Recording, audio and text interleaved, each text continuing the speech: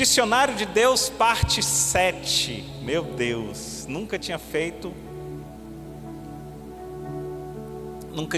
uma série de pregações com 7 domingos seguidos.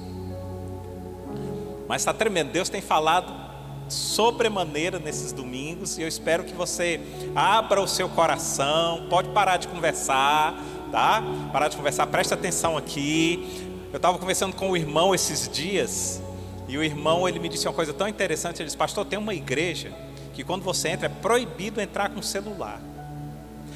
A princípio eu achei radical, sabe? Mas o irmão disse assim: sabe por quê, pastor? Porque a pessoa tem que priorizar a palavra. Aí eu disse: caramba, que coisa maravilhosa, né? Então, queridos, prioriza o que Deus vai dizer aqui. Não sou eu que vou falar, não. Aliás, nenhum mérito, eu não tenho nenhuma capacidade de falar o que vai ser dito aqui. É tudo dele, vem tudo dele. Eu me preparo para estar aqui. Então, dê importância a esse momento. Amém? Dicionário de Deus, parte 7.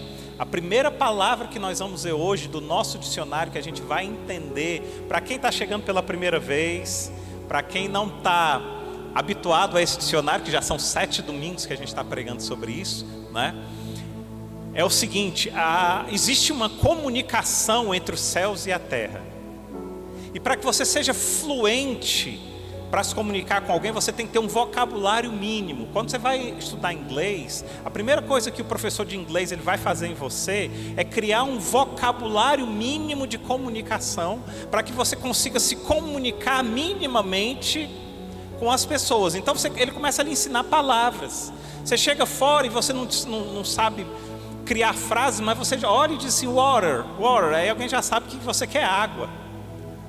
Então você já está ali se comunicando, mesmo que muito precariamente, você já está se comunicando.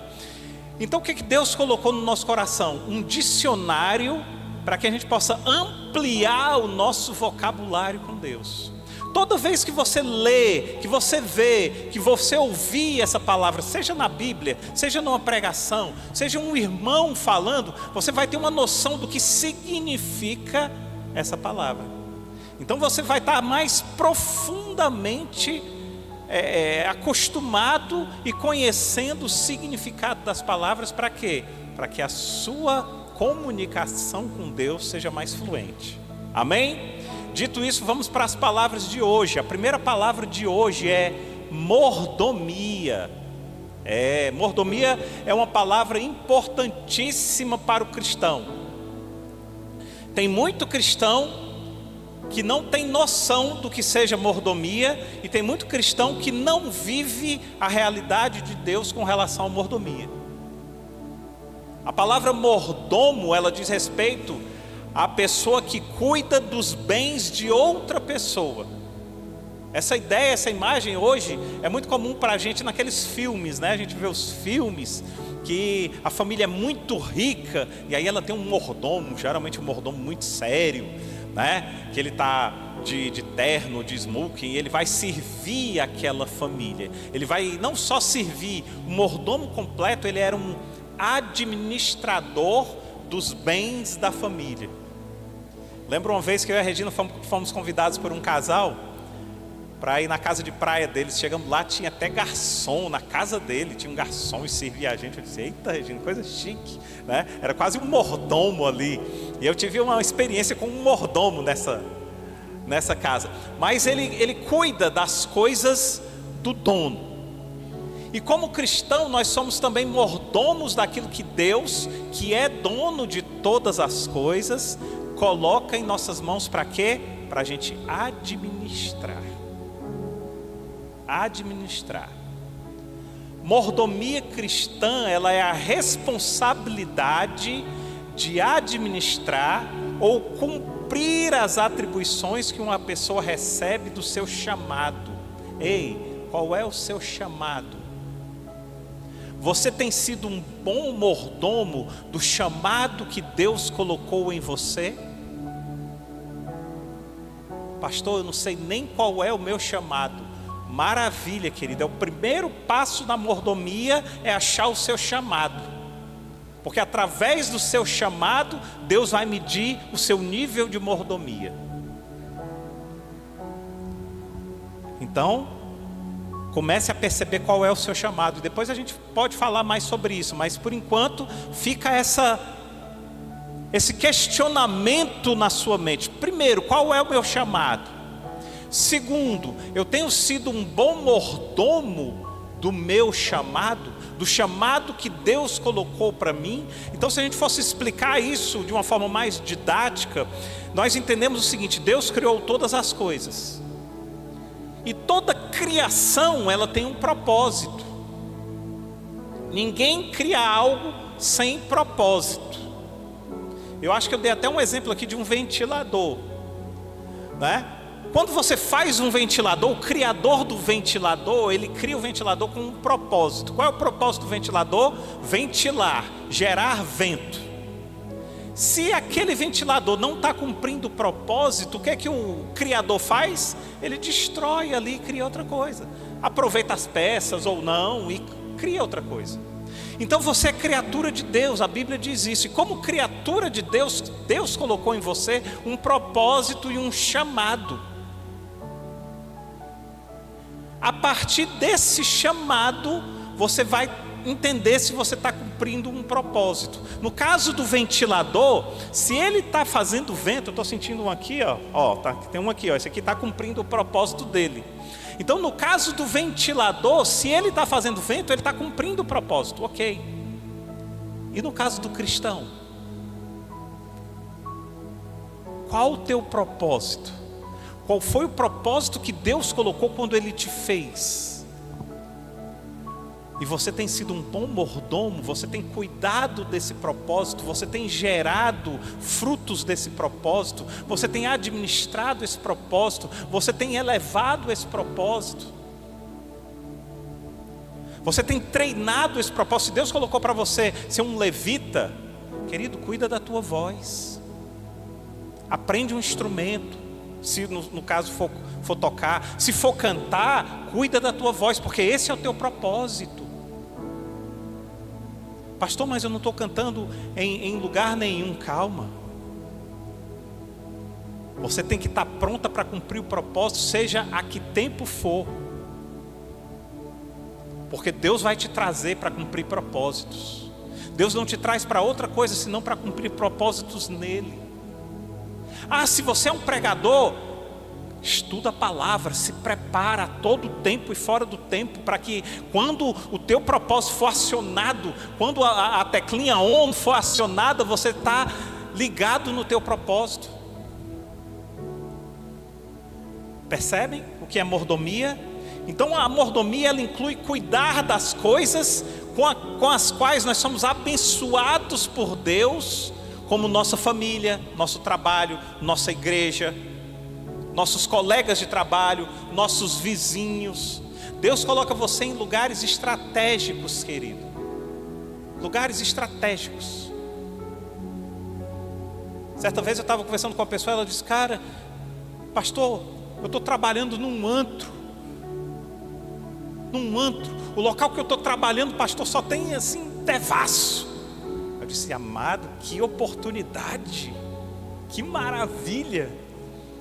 Puxa vida, porque quanto mais escuridão, mais brilha a luz. Você já tentou ligar um farol? O farol do seu carro de dia? Ele não ilumina nada. Por que ele não ilumina nada? Porque não existe escuridão.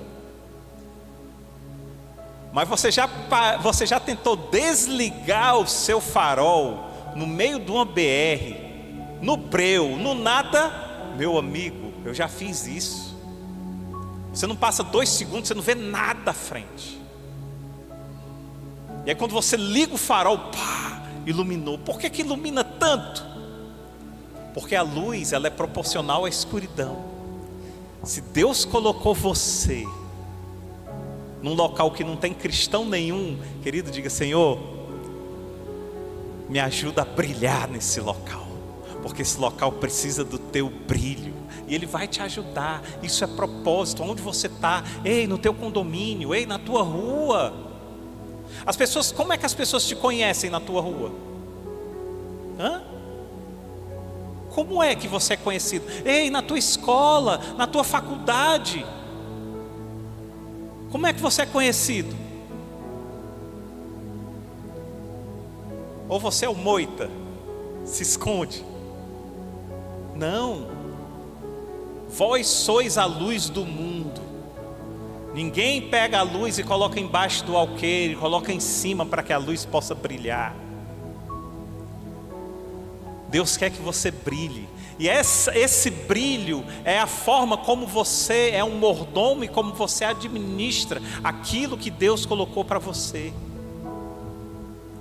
Provérbios capítulo 3, versos 9 e 10 vai dizer isso.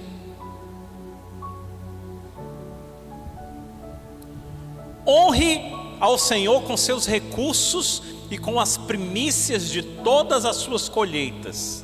Os seus celeiros ficarão plenamente cheios e os seus lagares transbordarão de vinho. Aqui, quando a gente fala de mordomia, muita gente pensa só na questão financeira. Mas no Provérbios 3 não está falando só isso não. Quando ele diz assim, honre ao Senhor com seus recursos e com as primícias de todas as suas colheitas, nós achamos logo que é dízimo e oferta. Mas a mordomia, ela vai muito além disso.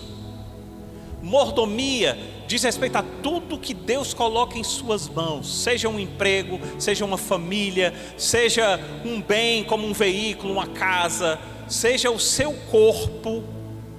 Tudo que Deus coloca é para que você seja mordomo. E quando eu falo sua casa e tal, eu falo no sentido de não de dono, mas de mordomo. Mordomo daquilo que Deus te entrega. Então, se a gente fosse conceituar a mordomia de uma forma mais ampla, seria o seguinte: nós poderíamos dizer que mordomia é dedicar os seus dons a serviço de Deus, ajudando outras pessoas. E não me venha dizer que você não tem dom, que você tem dom. Porque o dom é um propósito. Pastor, eu não sei falar, ore. Pastor, eu não sei orar, fale. Pastor, eu não sei orar nem falar, interceda, ajude, carregue uma mesa. Tudo isso é dom. Tudo isso é algo que Deus coloca para você para ajudar o corpo. Por isso nós somos corpo. Quando a gente estava aprendendo o dicionário, aqui na letra I, nós vimos a palavra igreja. Nós aprendemos que nós não somos igreja. Nós somos membros do corpo.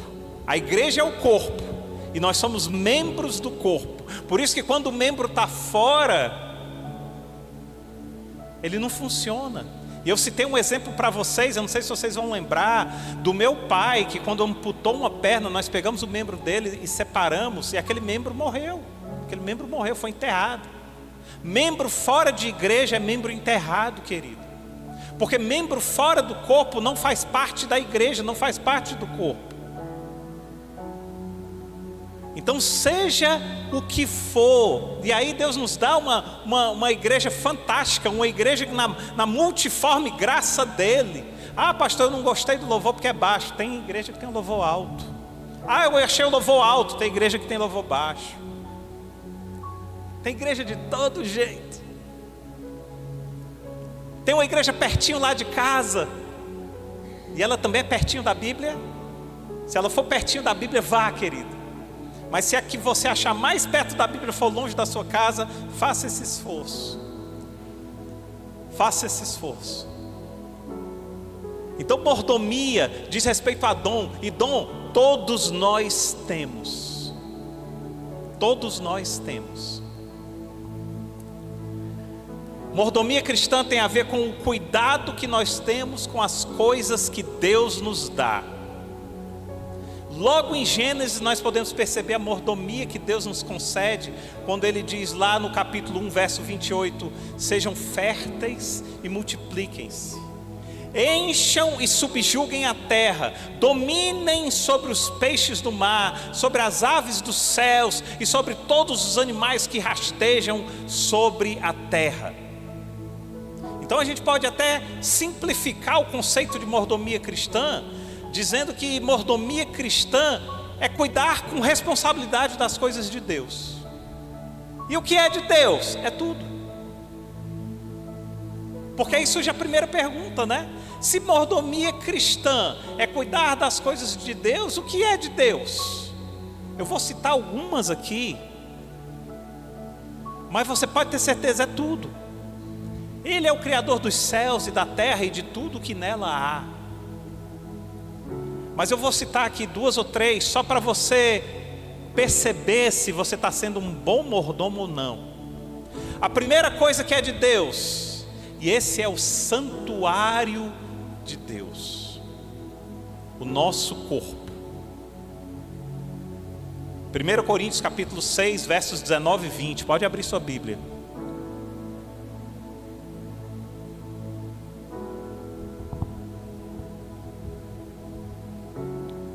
Primeiro Coríntios, no capítulo 6, eu quero dar uma chance, eu vou demorar um pouquinho para o pessoal que traz Bíblia de papel, que eu acho massa isso, é muito legal quem traz Bíblia de papel. Não que as outras Bíblias não tenham valor, não é isso, que é o que está na palavra. Mas é a pessoa, voltando àquele assunto da pessoa que disse que é proibido você entrar na igreja com celular, ela disse assim, isso obriga todo mundo a levar a Bíblia de papel. Eu disse, uau, um dia nós vamos botar ali uma caixinha, deixe seu celular aqui. Vai ser um bom teste, meu irmão. Se você vai ser capaz de abandonar o celular para se achegar a Cristo. Já pensou? O teste? Uau! 1 Coríntios capítulo 6, versos 19 e 20 diz assim, presta atenção, ei, jovem, ei, você que está acostumado a ver a mídia dizendo assim, meu corpo, minhas regras, ei, é meu corpo, eu faço dele o que eu quiser, ei, é meu corpo, eu posso me prostituir, eu posso fazer o que eu quiser. 1 Coríntios capítulo 6, versos 19 e 20, olha só o que diz, acaso não sabem que o corpo de você é santuário do Espírito Santo que habita em vocês? E lhes foi dado por Deus, e que vocês não são de si mesmos. Vocês foram comprados por alto preço, portanto, glorifiquem a Deus com o corpo de vocês. Está vendo? Meu corpo, minhas regras é coisa do diabo. E aí Paulo ainda vai acrescentar em 1 Coríntios capítulo 3, verso 17. Ele ainda vai dizer mais. Ele diz assim, se alguém destruir o santuário de Deus, Deus o destruirá. Porque o santuário de Deus, que sois vós, é sagrado. Uau! Uau! Está vendo o quanto nós somos enganados? Está vendo o quanto a mídia tenta nos enganar e a gente acha lindo, é verdade, meu corpo, minhas regras. Afinal, eu não estou fazendo mal a ninguém, tá? Está fazendo mal a você e mais ainda, você está fazendo mal ao santuário de Deus. Talvez esse seja o pior mal. É como enganar o outro é péssimo, mas enganar a si mesmo é terrível. Então, jovens, aqui a gente está alinhando aquilo que Deus tem para nós. Glorifiquem o templo do Espírito Santo que Deus lhe dá. E aqui existe um princípio bíblico muito importante. O nosso corpo é santuário de Deus. O nosso corpo é santuário de quê? De quem? De Deus. O nosso corpo é santuário de Deus. Então nós precisamos ter mordomia com o nosso corpo, porque ele é o santuário de Deus. Outra coisa que nós precisamos ter mordomia é a nossa mente. Filipenses capítulo 4, verso 8, vai falar sobre isso. Ei, presta atenção, queridos. Esse dicionário, essa série, ela está recheada. A gente está aprendendo coisas tremendas. Eu tenho quase certeza que muita gente aqui nunca tinha visto a mordomia por esse prisma. Filipenses capítulo 4, verso 8 diz: finalmente, irmãos, tudo que é verdadeiro, tudo que é respeitável, tudo que é justo, tudo que é puro, tudo que é amável, tudo que é de boa fama, se alguma virtude há e se algum louvor existe, seja isso que ocupe o vosso pensamento. A nossa mente, a sua mente não é sua, a sua mente é de Deus, e Deus quer que você ocupe a sua mente com coisas que sejam boas. Para o cristão é fundamental ele ter uma mente limpa e saudável. E nós temos insistido aqui, vocês vão lembrar, já tem alguns domingos que eu falo que é possível dominar a nossa mente. Já tem alguns domingos que eu falo sobre isso. É fácil? Não, não é fácil, porque nós passamos uma vida todinha nos entregando à direção da nossa própria mente, mas é possível. Comece a treinar e você vai conseguir dominar a sua mente. E qual é o versículo base para você dominar a sua mente? O Salmo, quando o salmista diz assim: por que estás abatida a minha alma? Por que te perturbas dentro de mim? Espera em Deus. O salmista está dizendo assim: ei, eu não aceito esse pensamento aí não. Por que você está assim, mente? Vamos brigar aqui. Então, a nossa mente é algo que Deus nos dá para que a gente ocupe com coisas boas. E aqui Paulo está dando a receita dos céus de como você ter uma mente saudável em Cristo. Como é que seria? Ocupando a sua mente com tudo que é verdadeiro, tudo que é respeitável, tudo que é justo, tudo que é puro e tudo que é amável. Fora isso, não é de Deus. Tira isso da sua mente. Pastor, estou com uma mágoa tão grande de alguém. Ei, tira isso da sua mente. E do coração, principalmente. Pastor, eu estou com uns pensamentos tão ruins. Tira isso da tua mente. Não seja isso que ocupe a tua mente. Se não for amável, se não for saudável, se não for verdadeiro, se não for respeitável, se não for justo, ei, abandona. Abandona.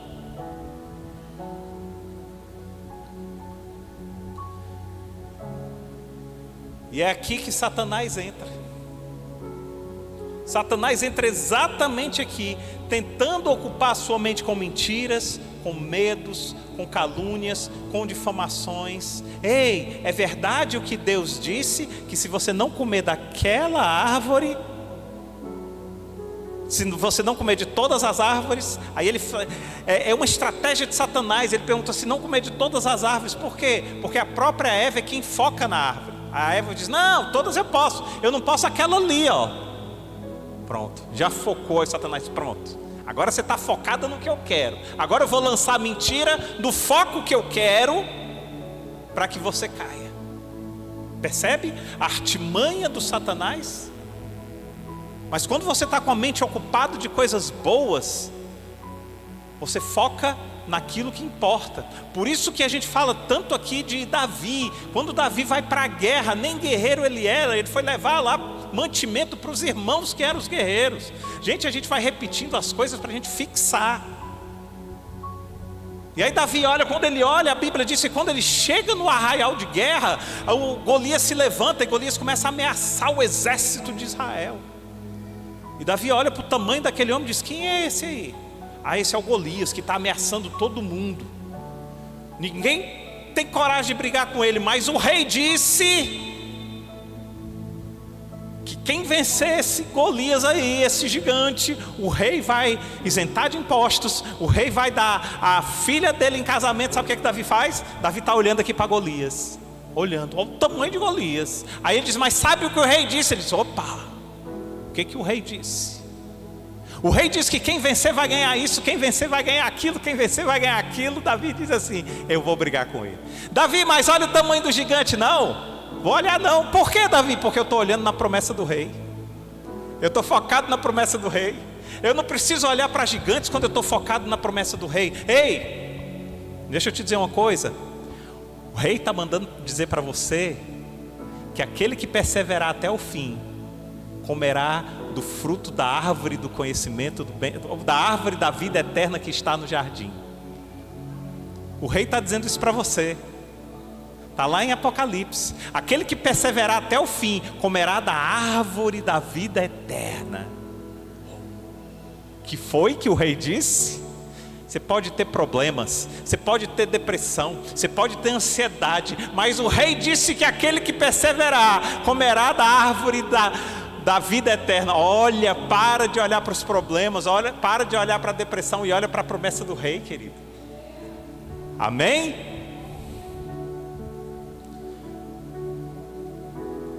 Quando nós deixamos a nossa mente ser ocupada por essas coisas que não são de Deus, nós não estamos sendo um bom mordomo.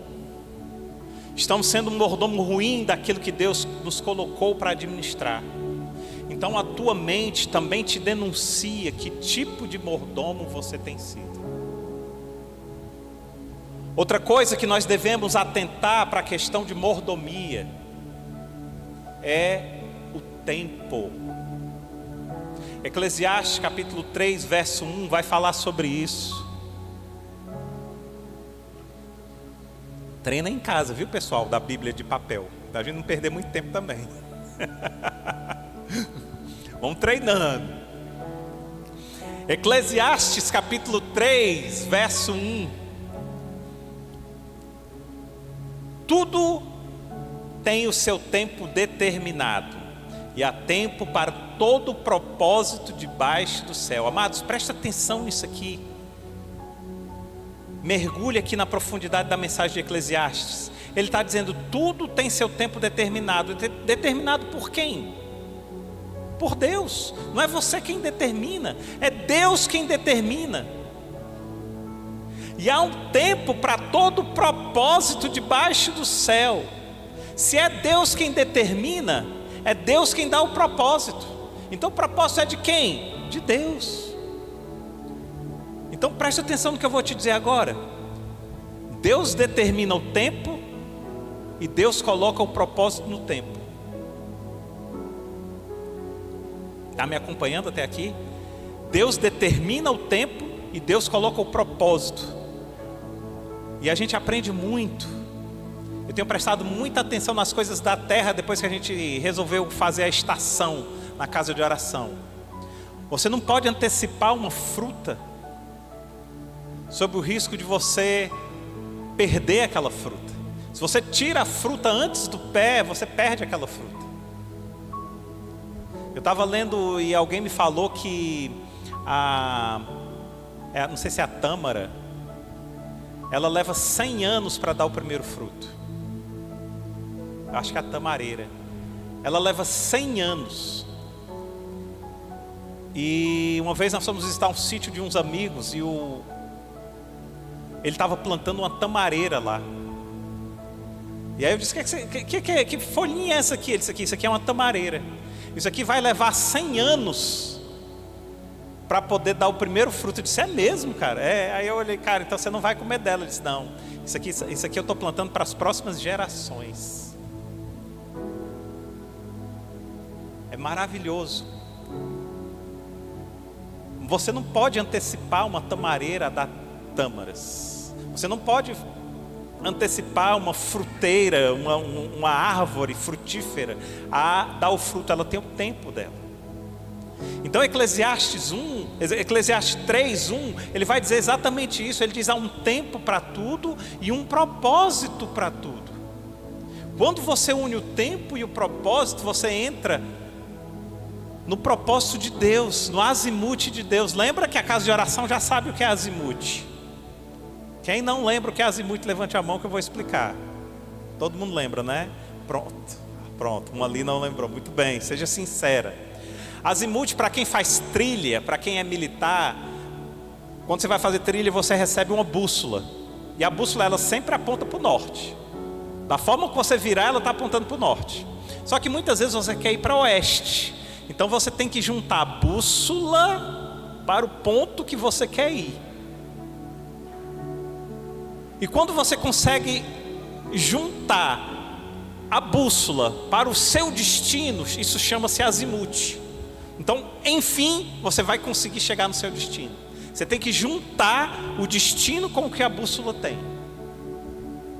Todos estão entendendo? Isso é tremendo, gente. Sabe por quê? Você só vai ter um encontro com Deus o dia que você achar o seu azimute. Porque Deus é o caminho, a verdade e a vida.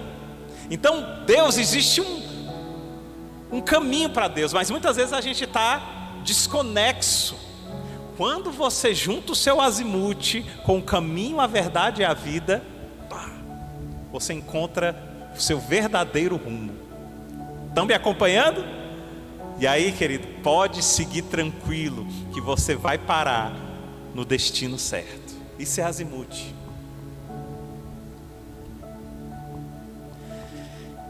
Então, o tempo que você passa fora do propósito é perda de tempo.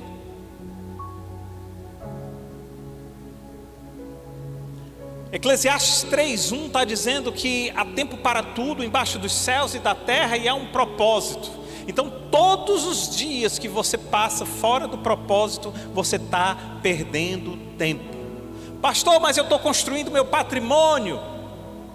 Querido, se estiver fora do propósito de Deus, é perda de tempo. Porque deixa eu te dizer uma coisa, construir propósito também, construir patrimônio também é propósito de Deus. Mas tem que ser o tempo do propósito de Deus. Construir patrimônio no final de semana, quando você tem uma família, e você já trabalhou a semana toda, e já trabalhou o mês todo, e a sua esposa está lhe esperando em casa, e tudo, não é propósito. Eu tenho uma convicção muito séria, toda hora extra que eu faço no trabalho, é uma hora de dívida que eu passo em casa. Presta atenção. Toda hora extra que eu faço no trabalho é uma hora de dívida que eu tenho em casa, que eu preciso compensar depois. Porque assim como o meu trabalho é importante e há tempo de trabalhar, a minha família é importante e há tempo de ficar na família. E eu não estou dizendo que há problema nenhum de você trabalhar um final de semana ou outro, mas você tem que ter essa percepção de que você está em dívida com a sua família. E quem trabalha final de semana, tira uma segunda, tira uma noite, mas dedique à sua família. Percebe? Então quando alguém diz assim, eu estou construindo patrimônio, eu preciso correr, querido. Se passar do tempo determinado, é fora de propósito. E quantas pessoas estão agindo assim? Pastor, mas eu estou aproveitando a vida. Querido, se não for o propósito de Deus nesse tempo para você, é perda de tempo. Eu digo muito para o jovenzinho quer aproveitar, jovenzinho quer curtir. Quando muitas vezes o tempo do jovem é de correr, é de estudar. Aí está perdendo tempo, aí depois que for casado, depois que tiver filho, vai dizer, mas eu não concluí uma faculdade, mas eu não fiz isso, mas eu não fiz aquilo e tal. Corra, porque você está fora do tempo do propósito.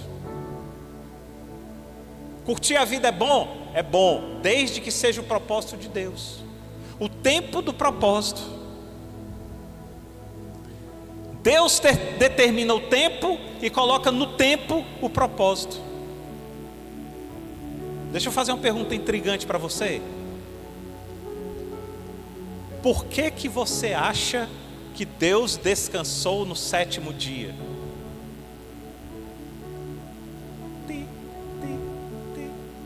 Valendo R$1 milhão. Por que você acha que Deus descansou no 7º dia? Pastor, amado mestre, não me diga que Deus estava cansado. É uma alternativa você falar isso. Só que se você falar isso, você está indo contra o livro de Isaías, capítulo 40, verso 28. Porque Isaías 40, 28 vai dizer que a sua resposta é errada. Por quê? Porque Isaías 40, 28 diz assim, será que você não sabe? Nunca ouviu falar? O Senhor é o Deus eterno, Criador da terra. Ele não se cansa nem fica exausto. A sua sabedoria é insondável. Então, ele descansou no 7º dia, não foi porque ele estava cansado. Presta atenção, tem tesouro aqui. Se Deus não se cansa, se Deus não se fadiga, se Deus não fica exausto, então por que ele descansou? Quem vai explicar é o próprio versículo. Ele descansou não é porque ele estava cansado, mas por sabedoria. Olha, preste atenção, está passando aí? Sua sabedoria é insondável. Ele descansou não é porque ele estava cansado, ele descansou porque ele é sábio. A versão revista e atualizada diz assim: não se pode esquadrinhar o seu entendimento. Então ele não descansou por cansaço, mas por entendimento. Querido, precisa haver um tempo de descanso. E esse tempo de descanso que vai determinar não é o seu cansaço, é a sua sabedoria. Uau! É a sua sabedoria que determina. Na verdade, quem te dá a sabedoria é Deus. Então, às vezes Deus diz assim: ei, precisa parar. Não, mas eu ainda estou cheio do gás. Ei, você não descansa porque você está cansado. Você descansa por entendimento que precisa parar. É necessário que se pare. Precisa haver um tempo de descanso. E esse tempo não é determinado pelo cansaço, mas é determinado pelo propósito. Percebe? Então, queridos, como é que está a sua mordomia com relação ao tempo? Como é que está? Mordomia engloba todas as áreas da vida. Se você quiser ter um versículo como base sobre mordomia, eu lhe daria 1 Coríntios capítulo 10, verso 31. 1 Coríntios 10, 31 diz assim: quer comais, quer bebais, quer façais qualquer outra coisa, fazei tudo para a glória de Deus. Então hoje Deus nos alertou para 3 áreas da nossa mordomia: o corpo, a mente e o tempo. Mas a minha oração, querido, para você é que você entenda que em todas as áreas da sua vida você não é dono, você é mordomo. Quer comais, quer bebais, quer façais qualquer outra coisa, faça como um bom mordomo, faça para a glória dele, porque nada é seu, tudo é dele, por ele e para ele. Amém? Vamos para a próxima palavra. Essa eu amo, essa palavra que vai vir agora. Oração. Aprendemos já bastante com mordomia, hein? Oração. Quero fazer um exercício com vocês, queridos. Feche seus olhos. Imagine um mundo sem comunicação entre as pessoas. Isso mesmo. Um mundo sem possibilidade das pessoas se comunicarem. Um mundo em que as pessoas não se comunicam. Cada um vive por si. Não se comunicam nem por palavras, nem por gestos, nem por olhares, não por nada. Um mundo totalmente sem comunicação. Eu não digo para ninguém o que eu estou fazendo. Eu não digo para ninguém o que eu estou sentindo. Nada, nada, nada, nada. Aliás, eu não falo com ninguém. Ninguém fala comigo. Nem um aceno, nem um sinal, nenhuma comunicação. Pode abrir os olhos. Conseguiu imaginar isso? Pois deixa eu dizer uma coisa para você. Muitas vezes é assim que a gente vive com Deus. Aliás, na maioria das vezes, é assim que a gente vive com Deus. Totalmente sem comunicação. E a oração, ela é uma comunicação pessoal com Deus. A oração, ela é um pilar fundamental da vida cristã. Charles Spurgeon, que é um influente pregador do século XIX, ele ressaltou a imensa riqueza que se perde quando você não ora. Quando você não ora, você está perdendo tempo. Quando você não ora, você está perdendo riqueza. Quando você não ora, Deus não está perdendo nada, você está perdendo tudo. Charles Spurgeon, ele tinha uma dedicação pela oração tremenda. Mas a oração, ela é uma comunicação entre você e Deus. Você acabou de fazer esse exercício. Você deve ter sentido o quanto é difícil viver sem comunicação. Ei, deixa eu te dizer uma coisa. Espiritualmente, é a mesma dificuldade você viver sem se comunicar com o teu Criador. Jesus sabia tanto disso que ele aconselha os seus discípulos. Ele diz: vigiai e orai para que não entreis em tentação. E aqui eu tenho um testemunho para vocês, querido. Todas as vezes que eu cedi para a tentação, foi quando eu estava falho na vigilância e na oração. Todas as vezes. Por que você acha que Jesus venceu Satanás no deserto? Passou 40 dias jejuando e orando. 40 dias. Ele estava preparado para a guerra. Oração é preparação para a guerra, querido. Para a guerra. E todas as vezes que eu perdi a guerra, é porque eu não estava orando, nem estava vigiando. Aliás, durante muitos anos eu venho de uma igreja que era um pouco incrédula em certos agir do Espírito. E muitas vezes quando alguém falava assim, ei irmão, vigia, eu achava que isso era jargão. Mas hoje quando a pessoa diz para mim, vigia, eu disse, opa, peraí, será que ele viu alguma coisa? Será que ele percebeu algo que eu não percebi? Será que ele está enxergando um inimigo próximo que eu não estou enxergando? Ei irmã, vigia, ei irmão, vigia. Entenderam? Hoje eu tenho uma outra definição do que é essa frase, vigia. E se a pessoa está falando comigo com sinceridade, de cara, o que você está enxergando? Você está vendo algo? Me fala, cara. Eu quero fechar essa porta, eu quero levantar esse muro. Vigiai e orai para que não entreis em tentação. Sabe o que isso significa? Duas coisas. Primeiro, Jesus estava certo. Primeira coisa, quando Jesus aconselha, vigiai e orai para que não entreis em tentação. Primeira coisa que eu sei, Jesus estava certo.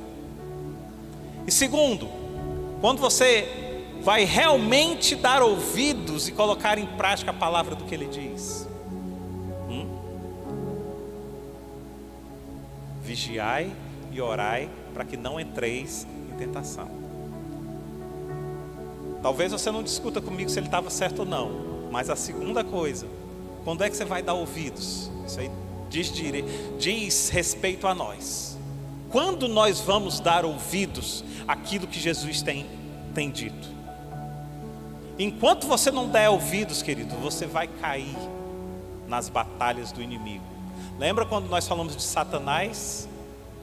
Satanás também está no nosso dicionário. Se você não ouviu o que nós falamos sobre Satanás, acesse o YouTube. Todas as pregações estão lá.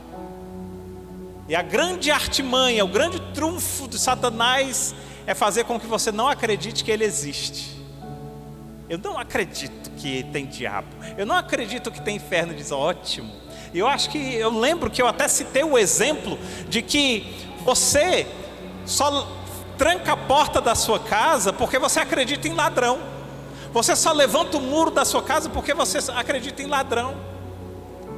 Você só compra fechadura, alarme, coloca cerca porque você acredita em ladrão. Imagine se você não acreditasse em ladrão. Você ia dormir com a porta aberta, sem muros, aí o ladrão ia entrar e ia fazer a festa. Ei, Satanás está louco que você acredite que ele não existe.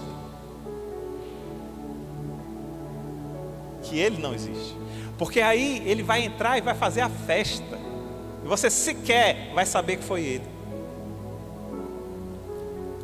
E falar de oração para nós que somos casa de oração é algo assim tremendo. Marcos capítulo 11, verso 17, Jesus diz, a minha casa será chamada casa de oração para todas as nações. Vós, porém, a tendes transformado em covil de salteadores.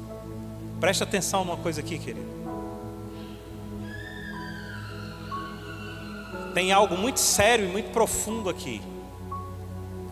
Jesus está dizendo assim, não está escrito que a minha casa será chamada casa de oração? Ei, mas vocês estão transformando a minha casa em covil de salteadores. No domingo passado, e em vários outros domingos, nós temos dito que na Bíblia não existe meio termo. Vocês lembram disso? É quente ou frio, é céu ou inferno, é Deus ou é o diabo. Dentre várias coisas a gente tem dito isso. Então eu não sei se você percebe, mas aqui volta a questão do princípio. Quando Jesus disse assim: a minha casa será chamada casa de oração, mas vós, porém, tendes transformado em covil de salteadores, ele estava confirmando ali o que os profetas Isaías e o profeta Jeremias tinham avisado vários e vários anos antes. Isaías capítulo 56, verso 7.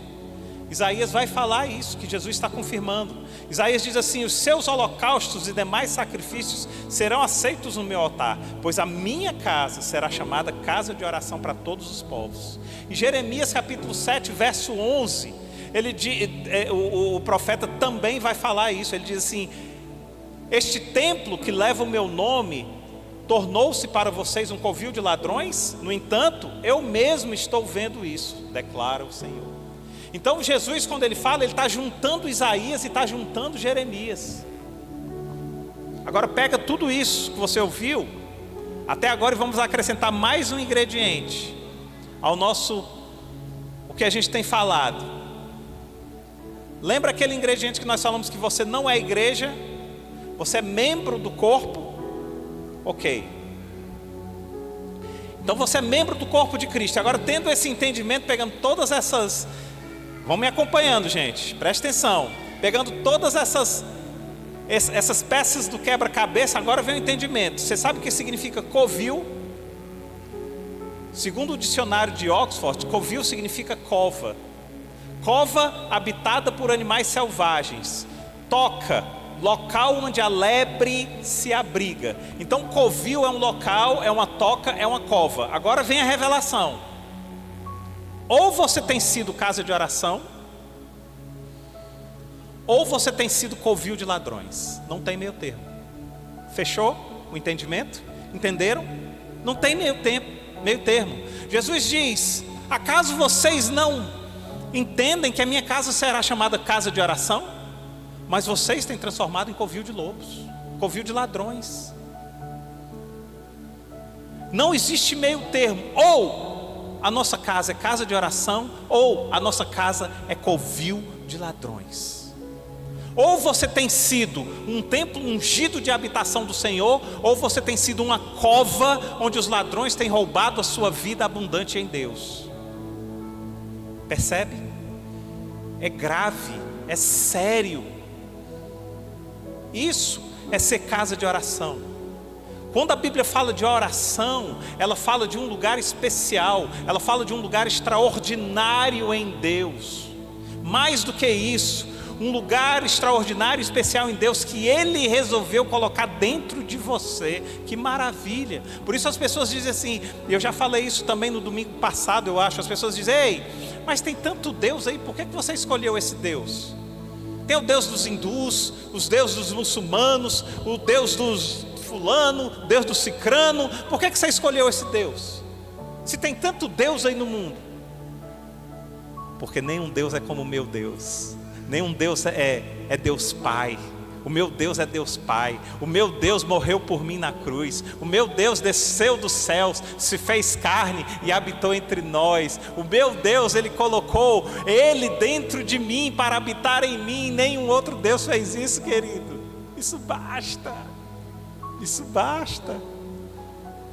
O meu Deus amou o mundo de tal maneira que deu seu Filho unigênito. Nenhum outro Deus fez isso. Percebe? É isso. Então você precisa ser casa de oração, porque se você não for casa de oração, você é covil de ladrões. Eu não estou falando de templo, querido, eu estou falando de você e de mim. E esse local de oração você só entra quando você está quebrantado. Somente os quebrantados têm acesso à casa de oração, ao templo do Espírito, porque não entra orgulho, não entra altivez, não entra nada que não seja tudo contrito dele para ele. Se você não tiver arrependido, você não entra. Esse é o verdadeiro lugar de oração e de adoração. Por isso a mulher samaritana, quando ela pergunta para Jesus: aonde é o local que eu devo adorar? Eu devo adorar aqui no monte ou eu devo adorar em Jerusalém? Ela ainda tinha noção que a adoração era um lugar. ela não tinha noção de que a adoração estava dentro, que a adoração fluía de dentro. E aí Jesus diz: em verdade vos digo, que haverá o dia, e esse dia já chegou, que você nem adorará aqui, nem adorará em Jerusalém. Mas Deus procura os verdadeiros adoradores que o adorem em espírito e em verdade. Uau! Jesus está dizendo assim: ei, você vai começar a adorar, você vai começar a entender que o local de adoração não é o monte, nem é em Jerusalém. O local de adoração é o local que brota dentro de você, e quando ele brota dentro de você, aí sim Deus se alegra, porque Ele procura verdadeiros adoradores. Existe um local, mas o bom é saber que onde eu vou, esse local vai comigo, porque Ele está em mim. Não se preocupe, querido, para onde você está indo. Se preocupe se você está levando a tenda do encontro. Essa é a questão. A questão não é para onde você vai, a questão é se a nuvem vai com você. Por isso que quando Moisés vai se separar de Ló, Moisés olha para Ló e Moisés não se preocupa para onde ele vai. Moisés diz assim: Ló, pode escolher para onde você vai. Ló olha, Ló procura, Ló escolhe, Ló diz: aqui parece que é melhor, eu vou para cá. Sabe por quê? Porque Ló, ele precisava de um local para ver, para achar que era um local bom. Moisés não. Moisés diz: para onde eu for, o Senhor irá comigo. Então, querido, você não precisa escolher para onde você vai, desde que você seja bênção aonde quer que você esteja. Percebe? É isso. Onde Deus colocar você, se você for bênção, você estará no lugar certo. Por isso que as pessoas não entendiam Jesus. Se Jesus estivesse hoje aqui, Ele estaria talvez nos forrós. Pastor, nos forrós, é. Mas você não ia ver Ele dançando forró, não. Você ia ver pessoas chorando no forró. Você ia ver pessoas se quebrantando no forró. Você ia ver pessoas olhando assim, dizendo assim: o que é isso? O Salvador chegou. É isso que você ia ver. Se Jesus estivesse entre nós, talvez Ele estivesse nos prostíbulos. Mas você não ia ver prostituição em Jesus. Você ia ver prostitutas se convertendo. Você ia ver pessoas se arrependendo daquilo que estavam fazendo. Por isso que para com essa mentira de que eu gosto de forró, eu gosto disso, eu gosto daquilo, porque eu posso ir onde você for. Pode ir onde você for, desde que você seja luz. Porque senão você vai estar se alimentando daquilo que não é luz, e você vai estar sendo trevas. Ei, quem não é casa de oração é covil de ladrões.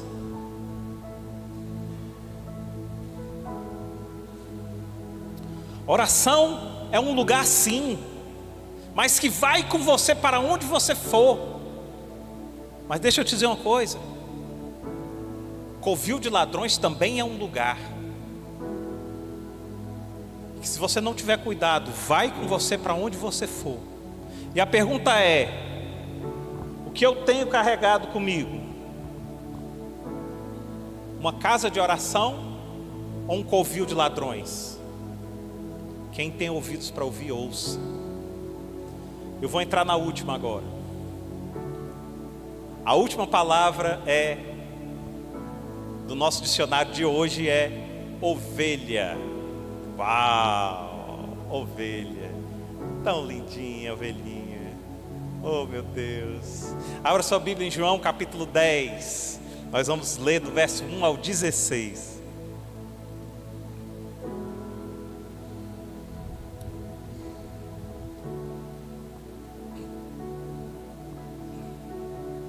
Em verdade, aqui Jesus dizendo, tá? Em verdade lhes digo que aquele que não entra no aprisco das ovelhas pela porta, mas sobe por outro lugar, é ladrão e assaltante. Aquele que entra pela porta é o pastor das ovelhas. O porteiro abre-lhe a porta e as ovelhas ouvem a sua voz. Ele chama as suas ovelhas pelo nome e as leva para fora. Depois de conduzir para fora todas as suas ovelhas, vai adiante delas e estas o seguem, porque conhecem a sua voz. Elas, porém, nunca seguirão um estranho. Na verdade, fugirão dele, porque não reconhecem a voz de estranhos. Jesus usou essa comparação, mas eles não compreenderam o que lhes estava falando. Então Jesus afirmou de novo, presta atenção a importância. Jesus falou, eles não entenderam, e Jesus vai falar de novo. Em verdade lhe digo que eu sou a porta. Eu sou a porta das ovelhas. Todos os que vieram antes de mim eram ladrões e assaltantes, mas as ovelhas não os ouviram. Eu sou a porta. Quem entra por mim será salvo. Só um minutinho, gente.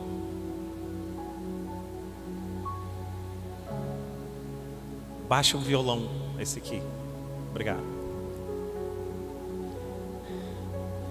Em verdade lhes digo que eu sou a porta das ovelhas. Todos os que vieram antes de mim eram ladrões e assaltantes, mas as ovelhas não os ouviram. Eu sou a porta, quem entra por mim será salvo. Entrará, sairá e encontrará pastagem. O ladrão vem apenas para roubar, matar e destruir. Eu vim para que tenham vida e a tenham plenamente. Eu sou o bom pastor. O bom pastor dá sua vida pelas ovelhas. O assalariado não é pastor a quem as ovelhas pertencem. Assim, quando vê que o lobo se aproxima, abandona as ovelhas e foge. Então o lobo ataca as ovelhas e as dispersa. Ele foge porque é assalariado e não se importa com as ovelhas. Eu sou o bom pastor, conheço as minhas ovelhas e elas me conhecem. Assim como o Pai me conhece e eu o conheço, eu dou a minha vida pelas ovelhas. Tenho outras ovelhas que não são desse aprisco. É necessário que eu as conduza também. Elas ouvirão a minha voz e haverá um só rebanho e um só pastor. Queridos, a palavra ovelha para o cristão ela é muito importante também, porque Jesus nos compara a uma ovelha. E aqui já tem uma coisa que está saltando aqui quando eu estou lendo, é que ele fala do pastor e ele fala do assalariado. Qual é a diferença? Os dois são pastores. Na verdade, os dois cuidam de ovelhas. Ele fala do pastor e fala do assalariado. Os dois cuidam de ovelhas. A questão é que o pastor, ele cuida de ovelha pelo dom, pelo propósito e pelo chamado. O assalariado, ele cuida da ovelha pelo que ele ganha. Sabe? Pelo que ele ganha. Tem muita gente que quer ser pastor pela fama, se é que existe fama nisso. Tem muita gente que quer ser pastor por algo que acha que vai ganhar aqui em cima. O assalariado, quando vem o primeiro problema, ele foge. Porque ele diz, não está compensando para mim não. Mas o verdadeiro pastor, ele fica. Porque não é o quanto ele ganha, é o quanto ele se dispõe a dar. A primeira coisa que está piscando aqui para mim é isso aqui, tá? Mas não era nem isso que eu ia falar não. Mas como está piscando, eu vou entregar logo isso que Deus está mandando entregar, tá? Mas Jesus nos compara a uma ovelha.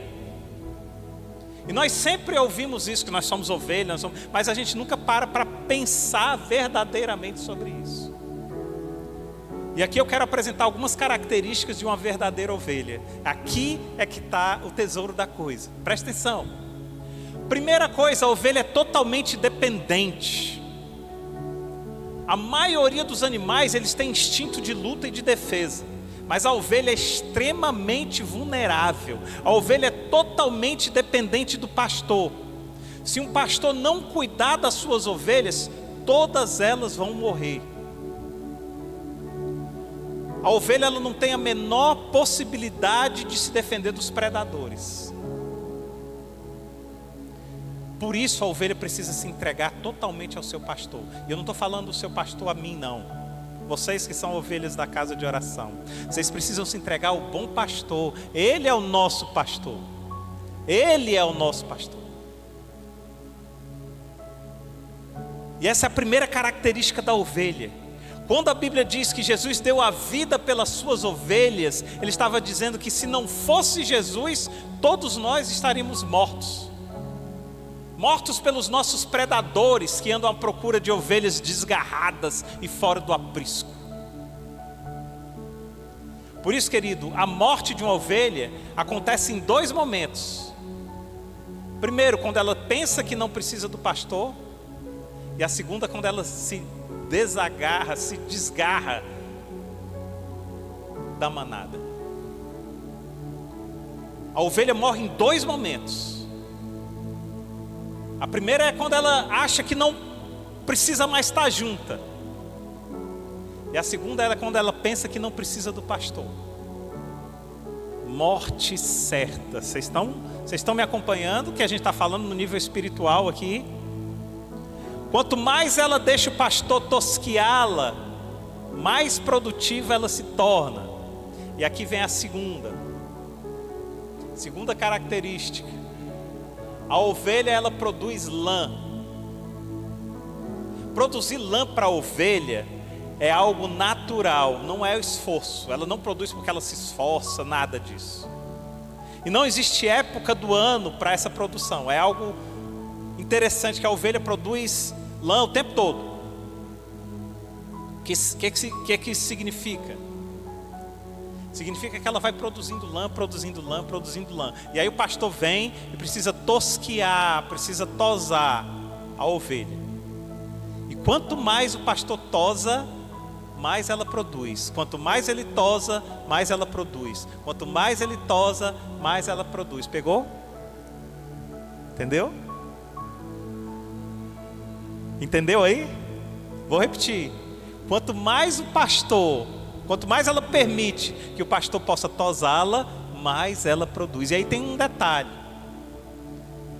A lã que a ovelha produz serve, olha só que legal, gente. A lã que ela produz serve primeiramente para ela. Aí quando começa a transbordar, o pastor vem e tira. O pastor vem e faz a tosa. Então aquela lã agora passa a abençoar outras pessoas. Então começa a crescer mais lã nela. Uau! O que isso significa? Que aquilo que você começa a produzir, primeiro abençoa você. Depois começa a transbordar para a sua casa, depois começa a transbordar para a sua família, depois começa a transbordar para os seus amigos, depois começa a transbordar e transbordar e transbordar, e quanto mais você vai tosquiando, mais vai transbordando. Quando eu preparo uma pregação dessa, primeiro abençoa a mim, e depois através de mim, abençoa a outros.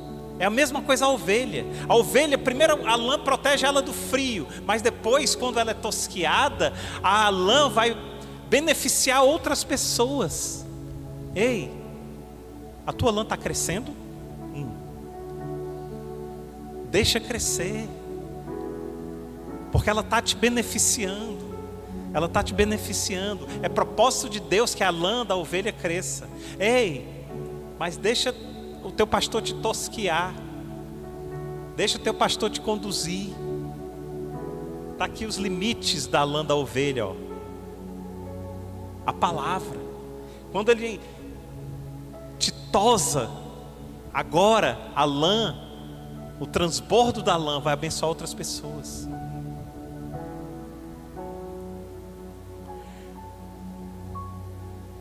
Aí tem um negócio legal. Eu fui para o Google e coloquei assim: quando uma ovelha não é tosquiada. Uau! Olha que legal. Aliás, eu botei assim: o que acontece quando uma ovelha não é tosquiada? Botei essa frase lá no Google. Quando uma ovelha não é tosquiada, a lã passa a ser muito pesada para a ovelha. Passa a pesar demais. Então ela perde mobilidade. Aí acontece o acúmulo de parasitas e prejudica a saúde dela. Além disso, aumenta o risco dela se machucar no campo devido ao volume de pelagem que ela tem. Uau! Tem ovelha que nunca foi tosquiada. Tem ovelha que está muito gorda, que nunca deixou que Deus tosasse ela. Percebe? Cheia de carrapato, não tem mobilidade nenhuma. Que maravilha quando eu descobri isso. Eu dei um glória a Deus e disse: Senhor, eis-me aqui. Pode cortar de um lado, pode cortar do outro, o que o Senhor quiser tosquiar, da forma que o Senhor quiser, está valendo. Deixe-se tosquiar por Deus. Não é você que está certo, não é o que você acha, não é o que a sua mente diz, mas é o que a palavra diz. É o que a palavra diz. Então, querido, permita-se ser tosquiada pelo bom pastor. O confronto da palavra é uma forma de tosquear. O apelo da mudança é uma forma. A exortação em amor é uma forma de tosquear. Tudo isso são tosas que Deus nos permite para que a gente seja mais e mais e mais produtivo. Outra coisa, as ovelhas não comem qualquer coisa. O pastor precisa estar constantemente levando as ovelhas para novos pastos, porque a ovelha não come qualquer coisa. Sabe quem é que come qualquer coisa? O bode. Quem aqui é do interior sabe que o bode é chamado até de um lixeiro do sertão, porque o bode, o que você colocar, ele come. A ovelha não, a ovelha só come capim e capim novo. Então é uma luta você alimentar uma ovelha, mas o bom pastor, ele leva a ovelha para os melhores pastos para alimentar a ovelha, porque se a ovelha não for levada para bons pastos, ela não se alimenta, definha e morre. Mas o bode não, o bode come qualquer coisa. A minha pergunta é: do que você está se alimentando, filho? Do que você está se alimentando, filho?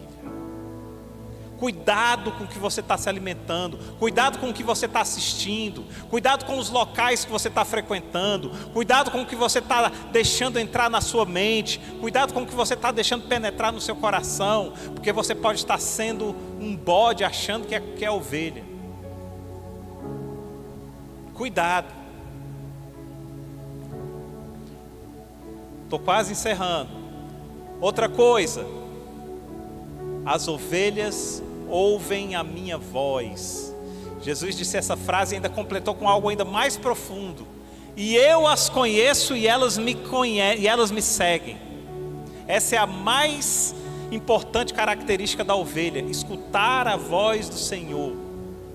Existe uma história que ela é muito interessante. Diz que na África, o cara estava tomando banho no rio, aí chegou um pastor com 200 ovelhas, e as ovelhas começaram a beber água do rio.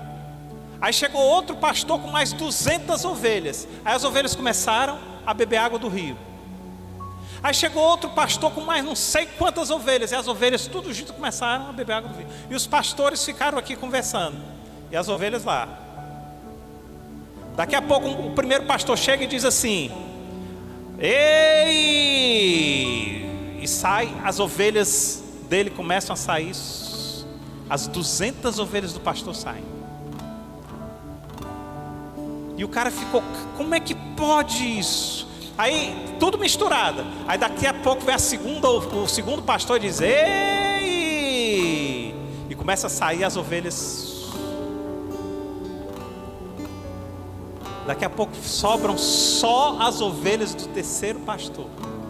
E quando o terceiro pastor chama, elas vão embora. As ovelhas ouvem a voz do seu pastor. Essa é uma característica das ovelhas, querido. As ovelhas não se misturam. Elas seguem o seu pastor. Cuidado. Muitas vezes você está seguindo várias vozes. Muitas vezes você está ouvindo várias vozes. Você pode estar até no meio da multidão, mas quando o teu pastor falar, ouça, entenda que é o teu pastor que está falando. Muitas vezes você está dando ouvidos a várias opiniões, mas a ovelha, ela só ouve o seu bom pastor. Você tem sido ovelha ou tem sido bode? Pastor, como é que eu vou saber? Muito simples, eu vou te dizer agora. Onde você tem se alimentado? Qual tem sido o teu aprisco? Que vozes você tem dado ouvido? Você tem produzido lã em abundância a ponto de transbordar? Você tem permitido que o teu pastor te tosqueie?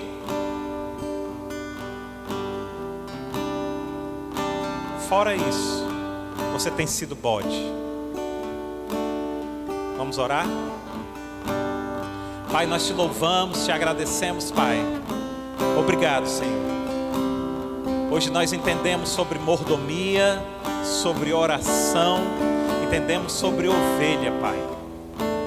Nos perdoa, Pai. Nos perdoa se não temos sido ovelhas. Nos perdoa se temos sido bodes, Pai. Ah, Senhor, nos perdoa se não temos sido bons mordomos, Pai, daquilo que o Senhor tem colocado em nós, Senhor. Senhor, e queremos também, Senhor, habitar nesse lugar de oração, Senhor. E nos perdoa, Pai, também se não temos sido casa de oração, mas se temos sido covil de ladrões, Pai. Mas acima de tudo, Senhor, pedimos primeiramente perdão, mas acima de tudo, Senhor, queremos louvar o Teu nome, porque o Senhor é um Deus maravilhoso, um Deus misericordioso, que nos abraça e nos recebe apesar de quem somos. Mas o Senhor é um Deus capaz de nos mudar e não nos deixar permanecer quem éramos. Então, Senhor, nesse dia, Pai, eu peço por cada um aqui presente, Pai, que o Senhor esteja abençoando, Senhor, e trazendo, Senhor, para uma comunicação mais próxima de Ti, através desse dicionário que temos falado, Pai. Louvado seja o Teu nome em todo o tempo, Pai. Em nome de Jesus. Amém.